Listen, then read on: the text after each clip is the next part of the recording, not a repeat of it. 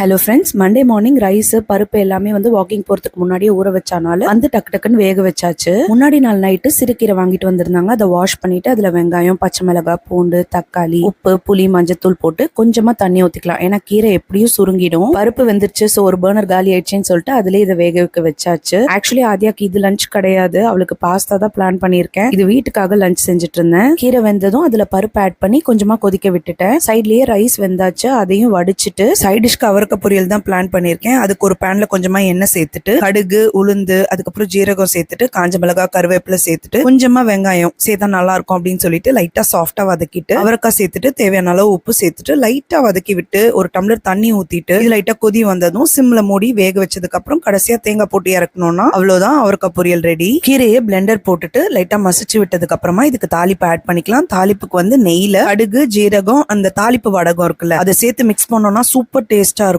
இந்த 1 pot millet pasta recipe நான் நாளைக்கு வீடியோல ஷேர் பண்றேன். பாய்.